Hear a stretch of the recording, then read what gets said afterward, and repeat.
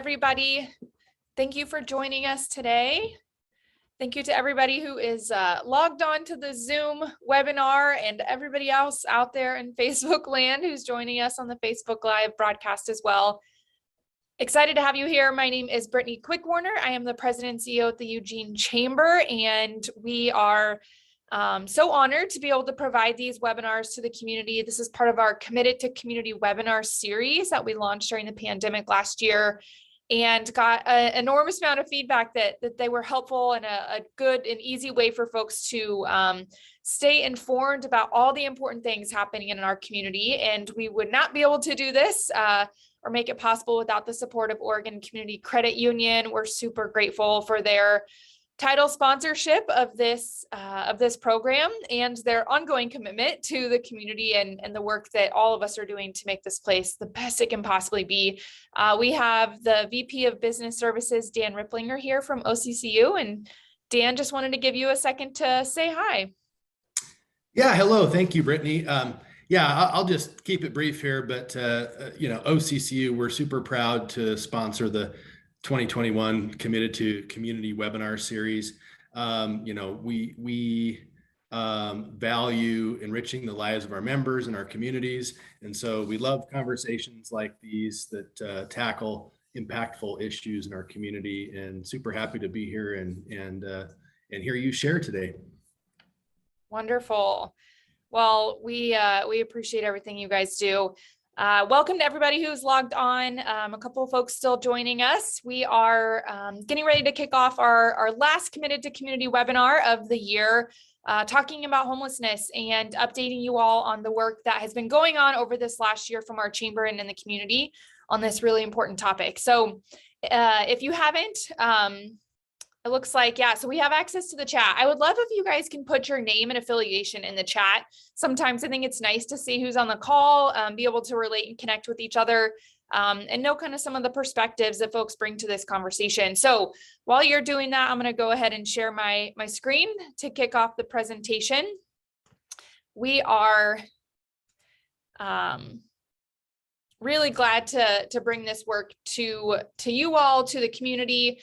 It has been a long year of some really deep and intense, but I think good work that we're proud to share. So thanks for those of you joining us. If you haven't yet, put your name and affiliation in the chat if you are so inclined to do so, so we can kind of get an idea. The goal for today is to just provide you an update. We spent a lot of time working on this issue of really trying to understand the homeless crisis that is facing our community. So we could bring light to some of the things that are working in this community and some of the things that are not, and we can help provide guidance and leadership and advocacy to try to improve the situation. We really believe, and it was really kind of solidified after enormous amounts of outreach this year, that the business community has not been engaged to its fullest capacity in this issue. And we think that we can bring new and innovative ideas to this challenge. And our chamber wants to provide the platform for the community to understand the issue well enough to engage and to facilitate conversations that will help us allow the business community to fill some of the gaps that are out there. In order to fully unlock our potential, we know that people need to gain a baseline understanding of the problem. And, it's hard to sort of move into a space of innovation without really understanding what problem you're trying to solve. So as you can gather, this information is incredibly complex. And as much as we want to simplify it down to one or two key things, it just simply isn't accurate. Without having an understanding of sort of all that complexity, it's easy for us to throw out ideas, but a lot of those have either already been tried and they did not work, or they're not feasible for one reason or another, either legal or political viability.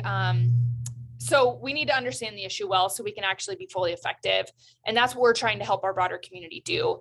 However, we also need to realize that we're never going to completely understand all of the causes. This is a really wicked, complex issue that is facing the entire community and the entire country. So we need to know enough to actually move things forward, and just trust that we'll learn more as we continue to work together. We know that to meet adaptive challenges, we have to learn by doing also. And so we have a very strong bias towards action and really wanting to see, like, what are some new sort of ways that the business community can bring some energy to this conversation. So to get us started, I want to make sure, am I in presentation mode here? There we go. We want to make sure that we all sort of have a good idea of the vision of what we're trying to accomplish here. And so it's important to make sure we're all on the same page. Okay, I hope I have the right screen up here. Our local community really has a lot of opportunity. The Chamber, our mission is to create a thriving local community where businesses can succeed as a means to an end. And that end is that individuals in the community can live happy, healthy lives. We think that the business community is critical to accomplishing that. And we want to see successful businesses that are paying living wages, that are supporting their employees, and that provide goods and services that are necessary and complex or able to help us create this environment. We believe with this issue that a community where homelessness is rare, brief, and non-recurring is the goal that we're trying to achieve here. We know that we're never going to end homelessness altogether. There are too many economic and social indicators that cause an individual to become homeless, and we are never going to fully solve that. However, what we want to do is create a system where when someone does become homeless, we have a way to move them into a place of stability as quickly as we possibly can, and to ensure that they don't become homeless once again. So that is ultimately where I think that we can gain some traction as a community.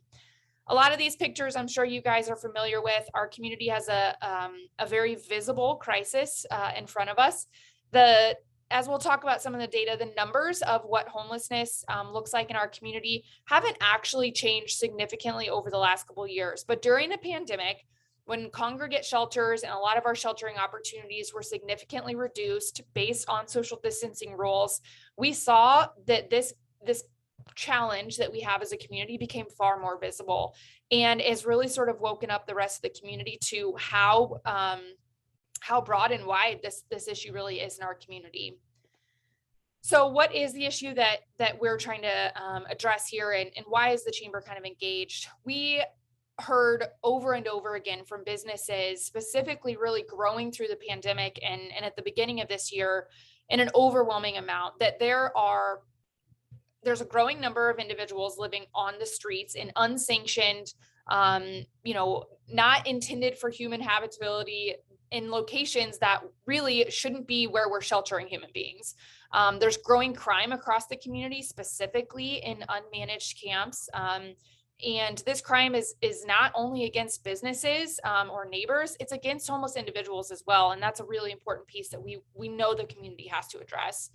And ultimately, I think a big issue that we really should address head on is that our community is losing hope that something can actually be done to solve this crisis. And a community that's losing hope, I think, is one that needs an attention made on it, because it can trickle out and have a lot of other impacts in our community. So what's the Chamber's role? We knew that if we were going to actually make an impact on this issue, that we needed to understand the issue as well as we possibly could.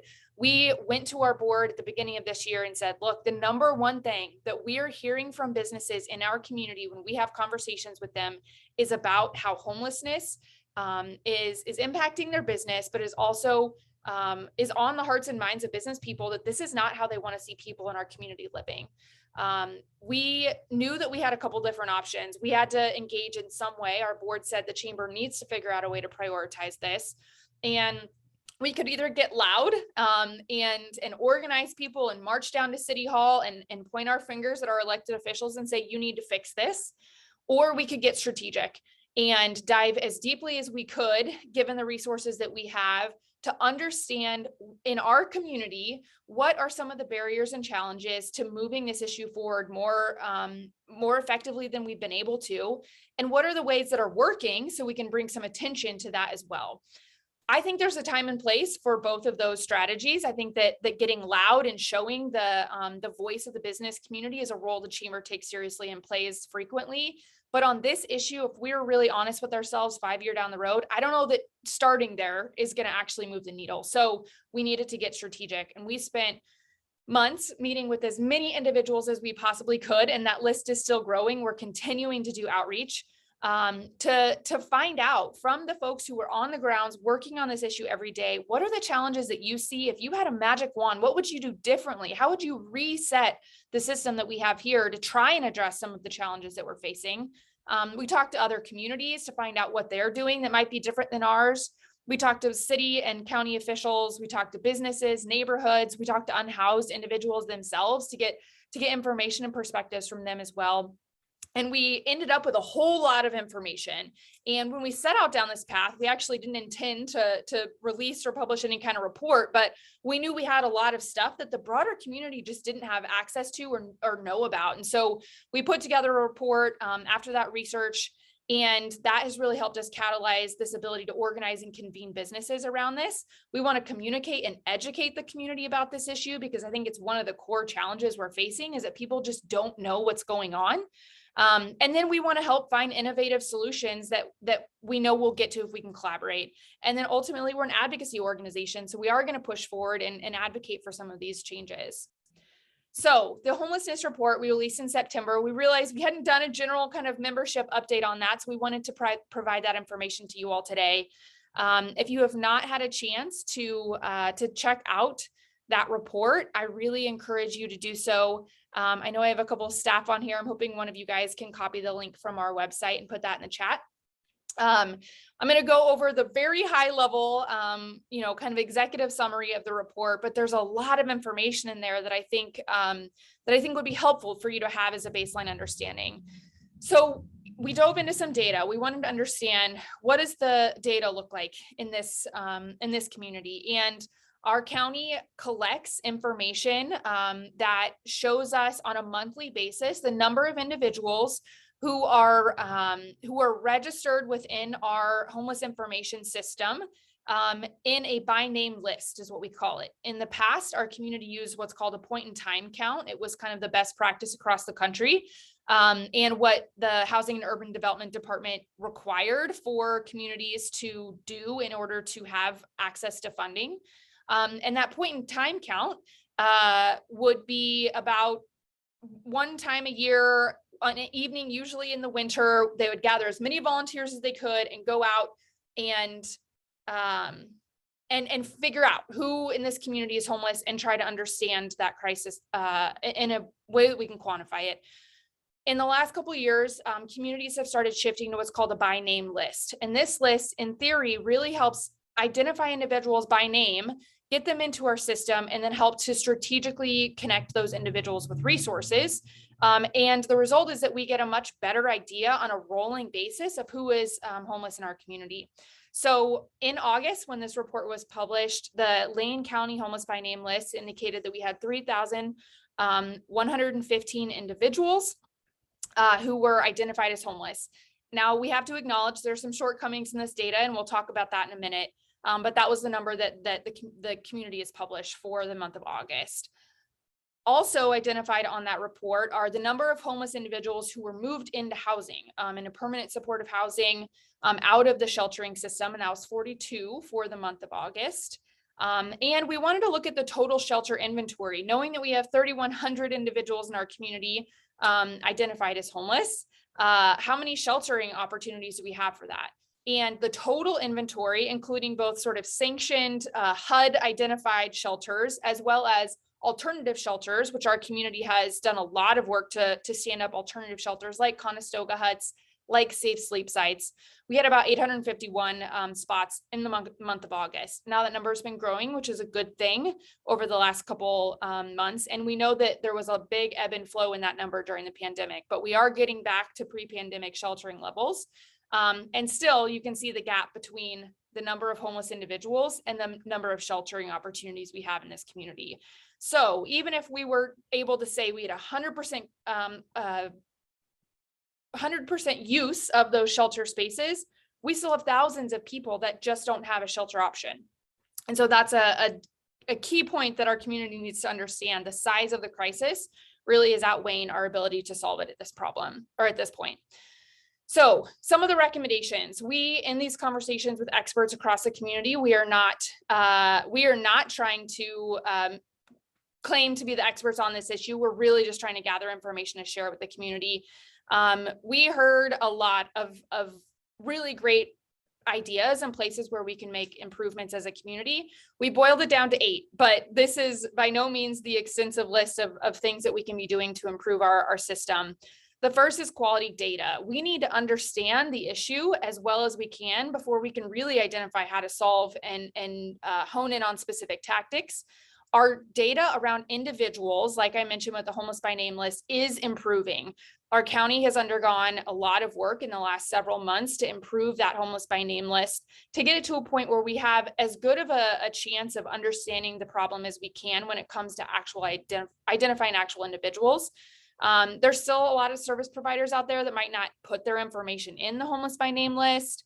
And I think what's missing is talk about the cost of the problem and how much money we're putting into this and where that money is coming from and where it's going and the outcomes that we're achieving from that investment.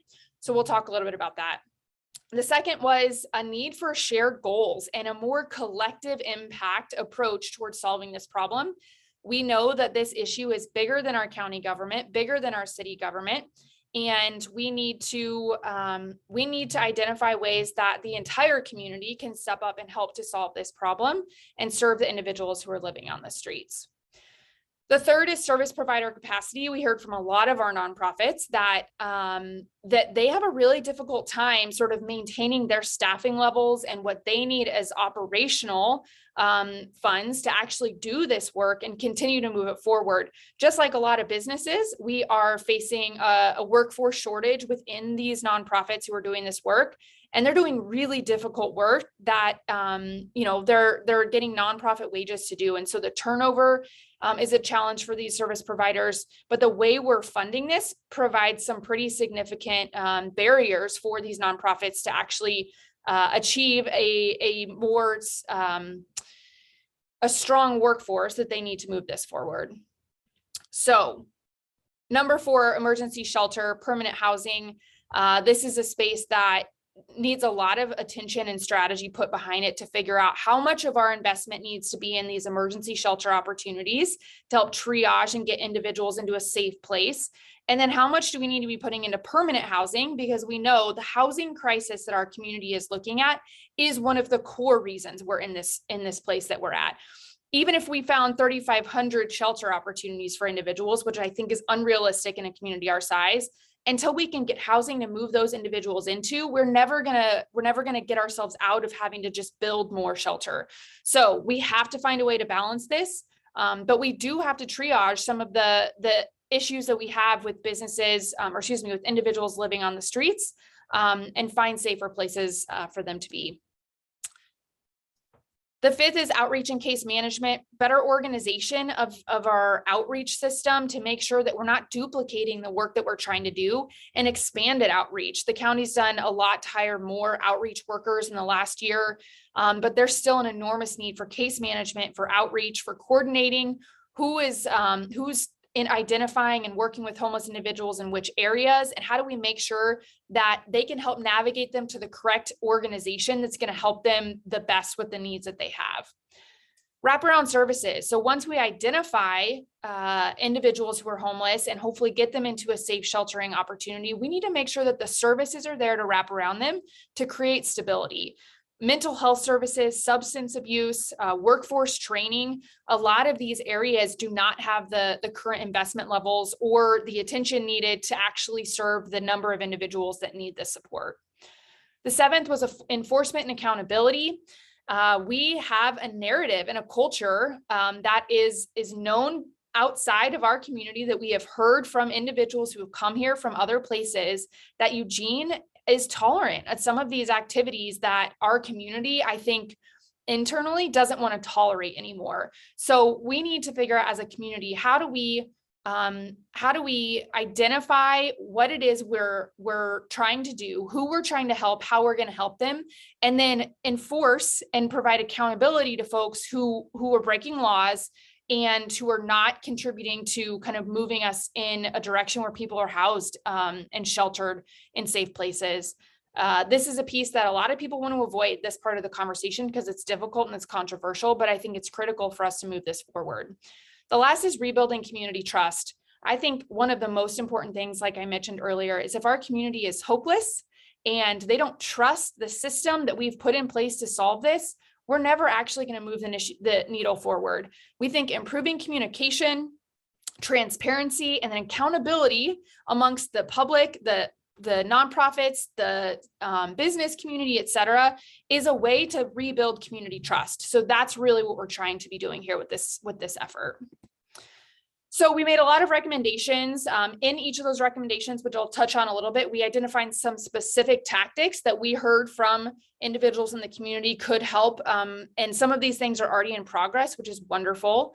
But we wanted to say, what are 4 things that our chamber can move forward that we can contribute to actually moving something instead of just saying, here's what everybody else should be doing. And so we pulled out 4 things that we felt like the business community could come together around. The first is launching a task force for business leaders to actually come together and figure out, how are we as a private sector going to positively contribute to this conversation? What resources do we have? What ideas do we have? And helping to understand the issue as deeply as we could. I anticipated when we put this report out there about a dozen businesses stepping up and saying, yeah, we'd like to be on that.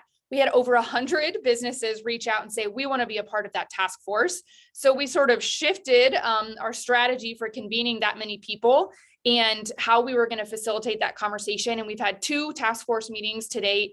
The number of people showing up for those is growing instead of shrinking, which is good. I think that means the momentum is still building around this. And I'll talk a little bit about what has come out of that so far. The second is to build strategic implementation tactics. So again, we don't want to just put out a plan with recommendations without actually saying, hey, here's some ways that we can actually achieve this. The third is to convene a strategic group of community stakeholders from across multiple sectors to come to the table to sort of figure out, what is our shared goal in this effort that we're trying to achieve here? What can we all agree to? And then have one single plan for how we're going to move this forward that incorporates opportunities for multiple different sectors to participate. We want a plan that easily can be identified by a community member in the public as, oh, I can help out in that way. As a neighbor, I can do this to help move this strategic plan forward. As a business community, this is the piece that we're biting off. And then it's not just held by the city and county or the responsibility alone of our nonprofits, because they need all of our help. The last, is to perform a cost study or an economic impact analysis. I mentioned earlier under the data piece, there's still questions out there about how much money we're spending on this, where that money is going, and what the return of that money is going or is coming from. And so we want to work to identify some of those answers to questions. So I talked a little bit about this, launching a task force. In our efforts there, we have 2 meetings. Really, the intention of those first couple of meetings is to learn and share, getting people on the same page, getting them up to speed, and then to identify solutions. This is not a place where we're trying to convene people to discuss the problem ad nauseum, because that's really been happening already as a community. We are trying to move forward and identify ways to create positive change here and act on ideas. We want to help lead public communications. We feel like that's a way that the private sector can support this effort, is getting the word out about what is going on in this space, and then contribute to those community-wide goals. Building out those implementation tactics, I'll show some of those things to you. Really just kind of, that's some of the behind the scenes work that we're continuing to push forward. Convene a strategic group of community stakeholders. Over the last several months, we've been doing everything we can to get in front of different groups in our community to help them understand the information that we gathered and to bring them together for a convening at the end of January, where we can all sit around a table as equals and say, what are we going to do as a community to help solve this challenge? And how do we take all the various plans that we have out there and consolidate it into one that the community can actually comprehend and understand that is going to move us forward. We're not talking about starting from scratch. We're not talking about creating this whole new strategic planning process that duplicates what we've done over and over again. What we're talking about is getting a plan out there that I can take to a business leader and say, this is what we're doing. This is how we're changing this issue. This is the measurements that we're holding ourselves accountable to, and we're going to be able to check back and see how we're doing on this. And this cost study, we're also engaging with a couple of economists to find out if we can have someone do some deep work into understanding, like I said, where the money is coming from, where it's going to, not for the purposes of kind of calling people out or pointing fingers and blame, but to figure out, is there areas for us to reinvest money that might get us more and better outcomes? Or is there a gap in funding that we need? And how do we reallocate to close that gap? So there's important questions that can be answered, and a tool that we hope can be used by multiple sectors in various areas of our community. So I'm looking at the time here, and I want to leave time for questions and answers. Each of these individual recommendations had a list of things that we felt like could be done to help achieve that recommendation. So in the report, you can dive in and see some of the things specifically under each of those things. So for instance, quality data.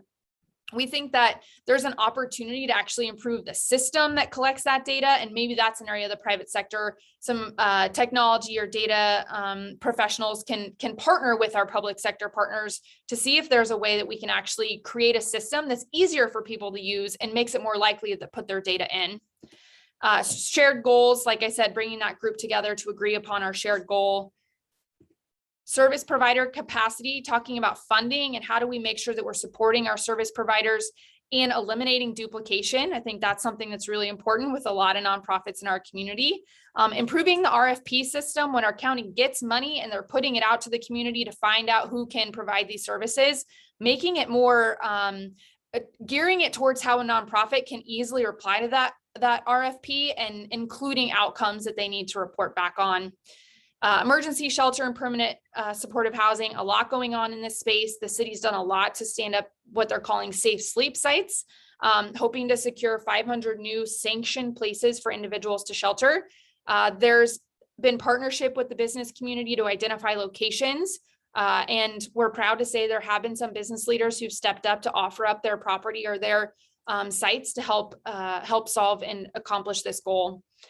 Housing, a lot of really good work into going into building permanent supportive housing, but we have some policy work to do. We have, we have work to do to help create an environment where it's easier for us to build housing, so we can get more units built more affordably in this community.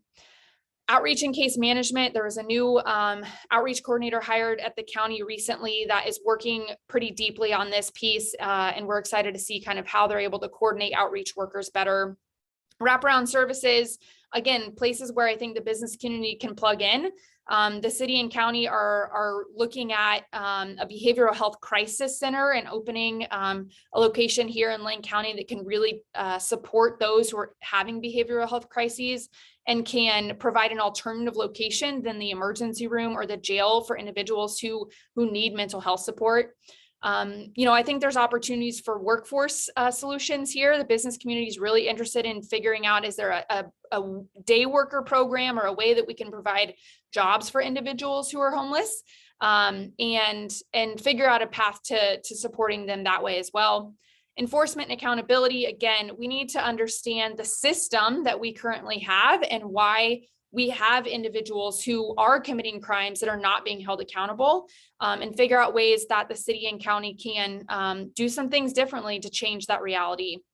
And the last is to rebuild community trust. We're working on communication tools, a public website with a dashboard to actually track the progress on some of these things, being more transparent and communicative with the stuff that we're doing, but also what is happening at the city and county so more people can understand that. So where do we go from here? Some activities at the Business Leaders Task Force. We're creating some working groups to start with data and communication. And we're going to keep adding those working groups as we go. We want to find quick solutions, but we want to be strategic and make sure we're not just generating activity for the sake of generating activity. So I kind of spun through those last slides pretty quickly. I see a lot of questions and information in the chat here. I'm going to go ahead and stop sharing my screen, but as we open it up to questions, I'm happy to refer back to some of those slides. So if you guys are watching on Facebook, I hope I have a staff member who's tracking that and they can put some of those questions in the chat and the Q&A as well. I'm going to start with the Q&A. So if you have a question that you put in the chat, if you want to put it in the Q&A function, I can work there. So since I'm facilitating this myself, you'll have to bear with me as I read through these because I wasn't able to see them while I was presenting. Mary says, would it be more accurate to address this as an economic crisis rather than a homelessness crisis? Low wages, corporate tax breaks, etc. Acts of will and calculation by those with power have crippled this entire nation and broken people and no money for robust human social community services. Trash storefronts, broken windows are emblematic of the larger and deeply pernicious problem. I think, Mary, you're right on. There are really deep economic issues that are causing some of that are core causes to individuals becoming homeless. I don't think we can break it down to just one or two things. And I think that's really the challenge that we face, is that we have to identify lots of different ways to solve these different challenges. So we are understanding and not ignorant to have to go deeper than just saying, like, we need to find a safe sleep site for someone on the street. We want to move upstream and identify ways to stop having people move into that system in general. So we're on the same page with you. I think that there's a fine balance that has to be made between triaging and serving the individuals who are currently on our streets and ultimately trying to save their lives, because they have all kinds of risks up to their lives when they're living on the streets, but then also hoping to stop that inflow from coming in the first place. Let's see here.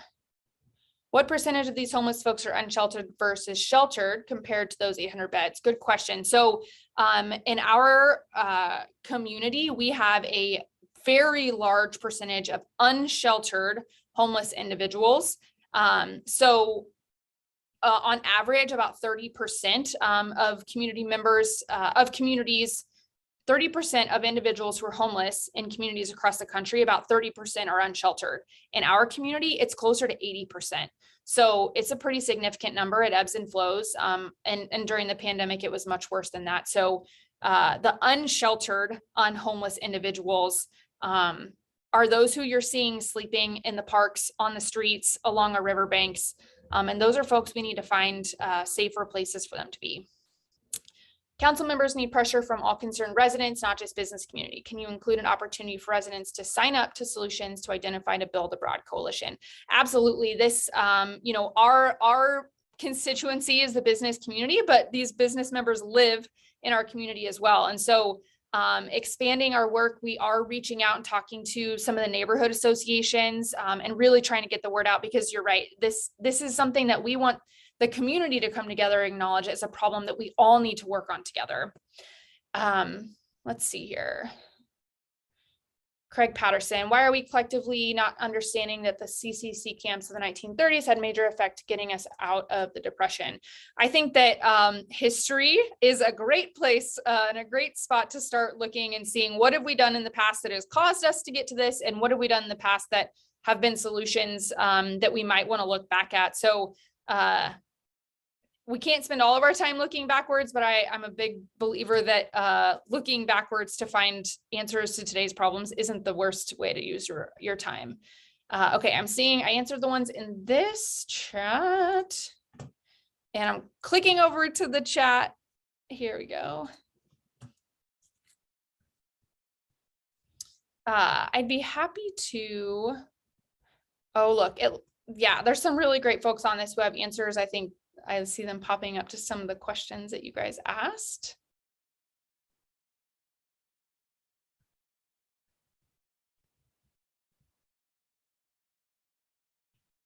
What's the data on how many people per month are newly homeless? I'd like to compare this at the rate at which the community is growing. Wonderful question. So I am going to put, if someone already has it, and maybe that's what Sarai did, the county has a couple great resources. They have two different platforms where they, or two different reporting channels that they have on individuals and the data about the individuals who are becoming homeless and about sheltering. And they have inflow data and outflow data. You can see individuals who are new to the system that month. And the way that this works is that someone comes into the Homeless by Name list by accessing services or connecting with someone in the community who is putting data into that system. If they are not re-triggered in that system after a couple of months, they sort of drop off. But then they can re-enter if they then go back and access services again. So you will see some inflow and outflow that is just people not accessing services anymore. And that's the gap between people who are actually being housed and people who are exiting the system, just not being in the data that we're capturing anymore, if that makes sense. So I'm hoping, yes, thank you, Sylvia. Sylvia put the links to those Tableau accounts so you can access and dive into some of that data. All right, I'm scrolling back through some of these questions.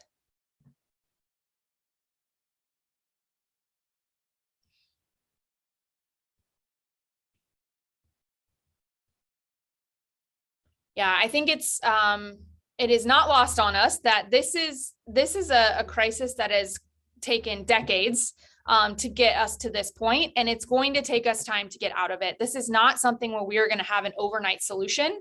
And I want to reiterate that there are some groups that are making really good progress, but I think we're never going to get ahead of the inflow into the crisis without bringing more people and more solutions to the table. Sarah says, saw the bullet about engaging political will and leadership. Where does understanding and engaging law enforcement's parameters fall into the proposal? Great question, Sarah. So out of our business leaders task force, one of the areas that they really want to look into is enforcement. And there are a lot of, I think there's a lot of misunderstandings, a lot of just lack of knowledge of the general public of our law enforcement system and how it works. The city has a specific role, the county has a specific role, the state has a specific role. And if we're trying to have our city's law enforcement system fix a problem that they aren't able to fix because of the way that system is created, then we're spending a lot of time trying to fit a square peg into a round hole. So we need to understand how those systems work together. You know, our city doesn't have as many doesn't have our own designated jail, but we rent jail beds from the county. But the county has jail beds that have to be used specifically for their purposes. So there's a reality that even if we had all the police officers in the world and we could catch every single person who was vandalizing or stealing something from a business, it's not necessarily going to fix the system that's created or that we have right now. So what I'm trying to say is we're trying to do some deep dive work into that to really figure out, okay, we know what our parameters are. Now, how do we improve the system based on those parameters? So that work is being done, and our law enforcement partners at the county and city have been enthusiastic to do that work. I think they want the community to have a better understanding, and they've been relatively open to the innovation and the ideas and trying to sort of come together as a community to try to solve the law enforcement and the accountability piece of this as well. Can we build our own jail like Springfield? We could. It's, the community in Springfield came together. They passed a bond to pay for that. I don't know that there's the same political will in our community to pass a bond to pay for a jail, but if you're asking if it's a possibility, it is a legal possibility that if that's what the community wanted to come together to do, it's an option for them. I think there's still a reality that putting individuals into jail who are having a mental health crisis or behavioral health crisis is not going to get them out of homelessness. So we still have to have a system in place to actually support individuals to help them remain housed and to get the services they need. However, we have individuals who are committing crimes that we need to hold accountable. So both of those things are true, and we can't have an either or solution.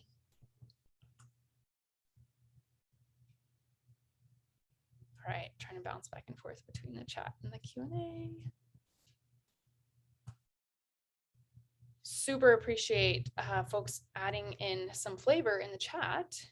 Will these slides be available? This presentation will be up on our website. We record all of these things and are happy to share them out. There are some great folks on here that I think in the chat you can follow up with as well. Let's see here. Lots of data, lots of resources there on data, which is wonderful.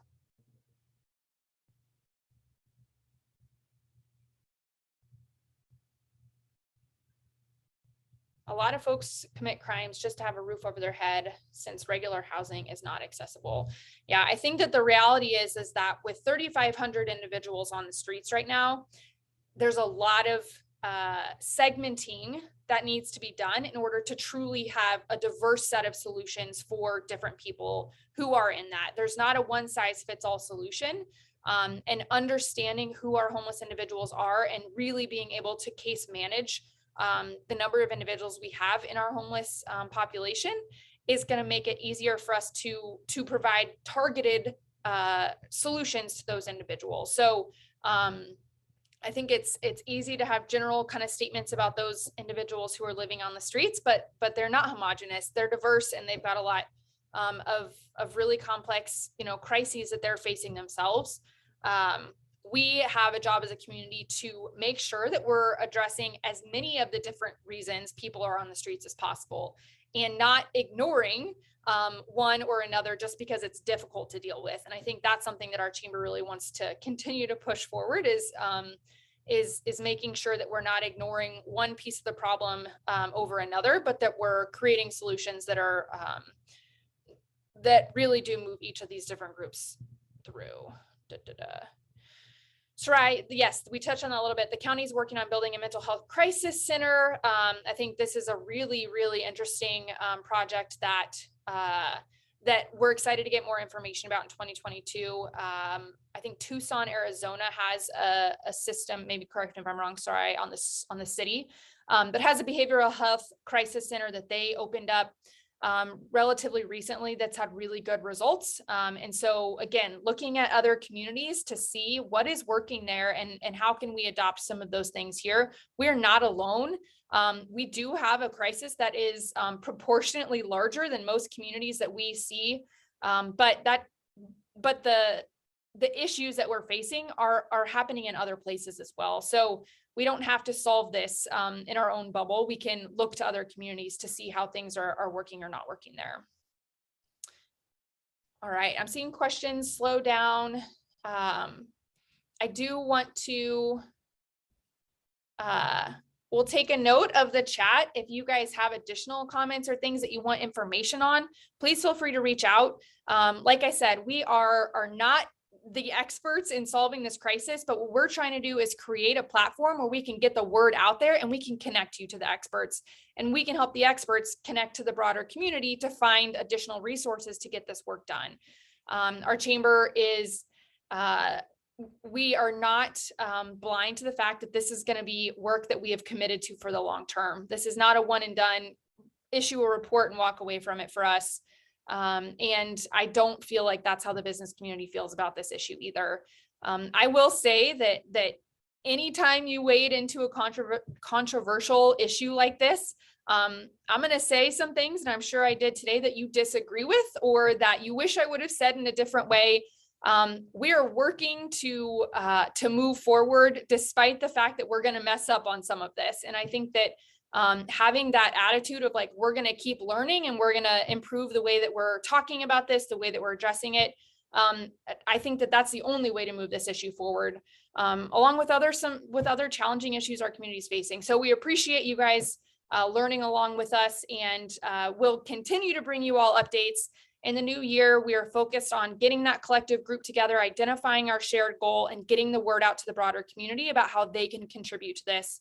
And getting some metrics in place that we can hold each other accountable to. So if you're interested in being involved, please let me know.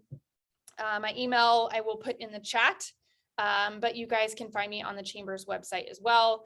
I just want to put a big shout out to the service providers, the city and county staff, the neighbors, the neighborhood leadership who logged onto this, who have been working on this issue and in this space for much longer than I have.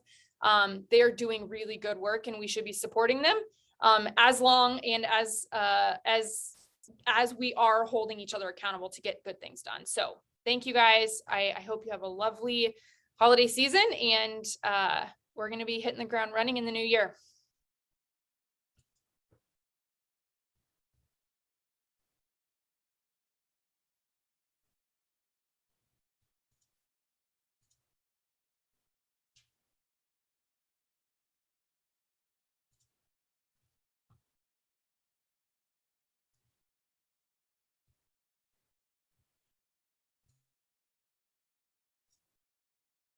Thank you, Dan, for joining, for OCCU. We appreciate you guys.